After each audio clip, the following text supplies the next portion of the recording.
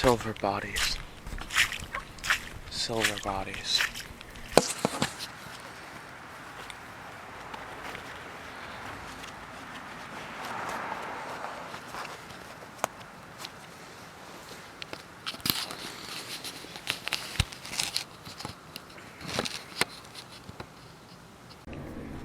The docks are quiet this time at night.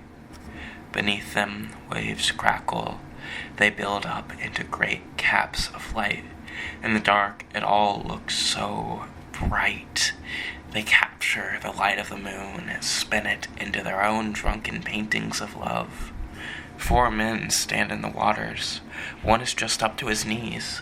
He's waiting, he's watching, while the others dive forwards, their nets slinging into the air. They move and practice precision. For small moments, the men dunk beneath the waters, the waiting one just watching, holding his breath before they come back up for air, gasping. They dive and they dive, swimming out deeper and deeper still. One of the men rises, cold and tired. He's slicked with the silent oil of the waters. He shakes his head disappointedly and begins to walk, letting the waves slam into him, before he begins to wade next to the other man. I'll be honest, Smith. It's hard work. Useless work. Matt's voice carries an old crackle to it. It seems to stream from his beard in low rhythms. He looks back to the shore, at a squat building, as if his eyes are pointing. For a moment, the sound of the wind dissipates along the shore as if it's tired, resting in the dunes of the beach. A singular light shines in the building behind the curtains. We have to at least try, the man sighs, staring off at his 2 friends who are still diving. It seems another is now wading his way out, the exhaustion of the sea rippling off of him. The 4th is nowhere to be seen. The wind ripples against the waves, keeping them still for a moment, still with only the distant sound of crackling and rolling waters. Then the waters begin to rise once more. The 3 men can stand at knee height, craning their heads as the waters rise, and then crash, forming into white caps once more.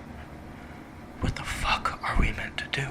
What the fuck are we meant to do? Smith shouts as the sound of the sea rises, screaming above any sound his voice can make. The dunes of the beach swirl with sandy, loud tornadoes, screaming in percussive blasts. The 2 older men stand silent.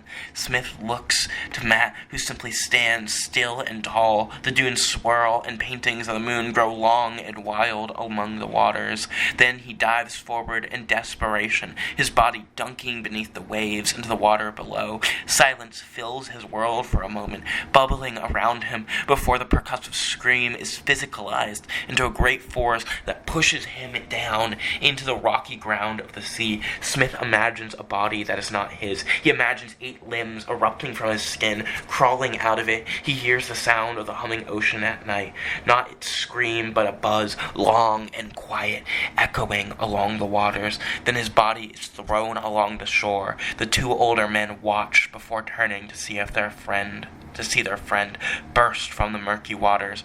In his net, silver crawling creatures fill it. He exclaims in youthful victory. Smith watches along the shore, panting, as the group drags the catch up to the strange building.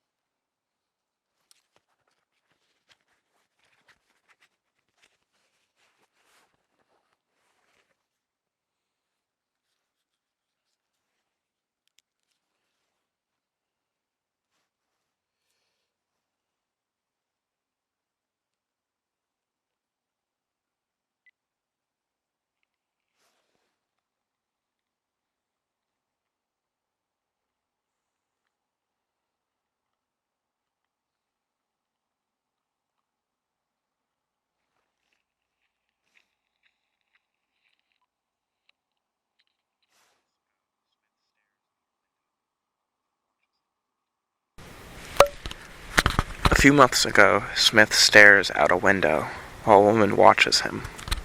Layers of blue float above the town outside, swarming beneath flickering street lights, humming before the entrances to homes. They are waiting to be let in, and Smith is watching them.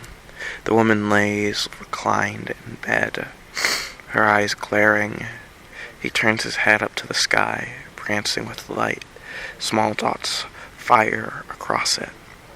The stars are dancing tonight, he says. His eyes come in and out of focus as he can nearly feel them move across his skin. The town beneath almost breathes with its dancing movements of light. A small shop light flickers on. A woman has made her way in, looking for something. From here, it's like I have become the night, he says. Smith looks down to the cobbled streets to imagine them in day. He stares with distance the moon does. If you have never seen the day, then the light that now flecks the road would look like stars too, all reflecting in a beautiful mirror. The woman's eyes cut knives into his back. He knows this. He can't stop. Smith's unshaven, cold eyes are painted in the same blue layers the town is. Please tell me what's happening. Are you all right? Her voice drags the knives inward, as if the knives now try to carve into him like he is marble. She can see his nose turn in silhouette to look at her in fear for a moment, before his eyes then twist back to the town, an infernal focus, enraptured. He can see the lights in the shop have turned back off. The woman, now dressed in shade cloth, appears beneath the light of the streets. She then disappears into the blue of the night. Smith imagines that he can hear the sound of her walking. Do you ever imagine what night people do? In his mind, he can see the woman trips in the dark, her foot caught on the corner of the road. Her phone and the rest of her purse lay clattering along the road. A man looks out his window, only to tighten the curtains, to turn off his lights. Smith, what are we going to do about it? Her voice tries to drag him to her eyes, to have him look at her for a moment, but he refuses to be sculpted into what she wants him to be. He is the night. He can see the woman standing in the dark, the blue, tall and long. There is a horrible silence in this town, and she seems to be following it. She seems to listen for it. He looks at the stars again, but they are still. They no longer dance above. In fact, they are slowly receding away. In a few moments, he wonders, yesterday, I thought, were the stars really ever here? Or are they just hoping for the sun, dreaming of it? That woman has made her way to the beach at the edge of town. She's reaching into the waters, letting them drag her up, pull at her. She walks in, now painted in blue, not in blue, but silver light. Then she is gone. You need to answer me. There are no longer knives to her words. Smith looks off to the other edge of town, where the old buildings recede into something new. The blue here draws up homes of new families, people who never want to be painted in blue. Smith looks at them. The people here can imagine that stars still beg in the skies above. He knows that they don't for him, yet they still imagine that the stars do.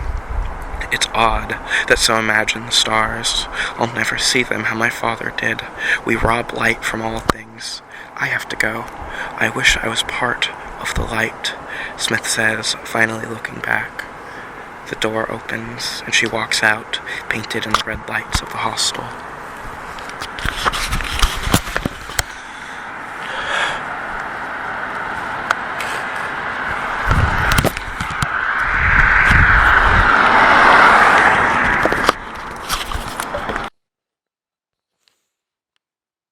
The white of it.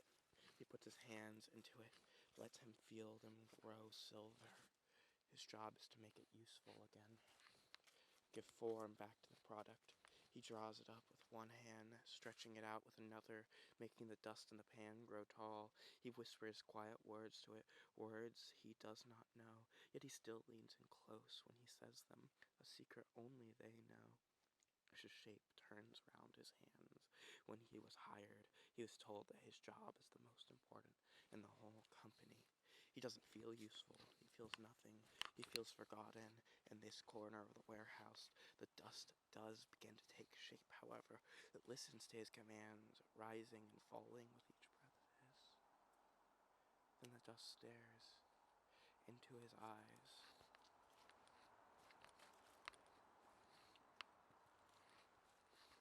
I read a story in the paper today, an obituary.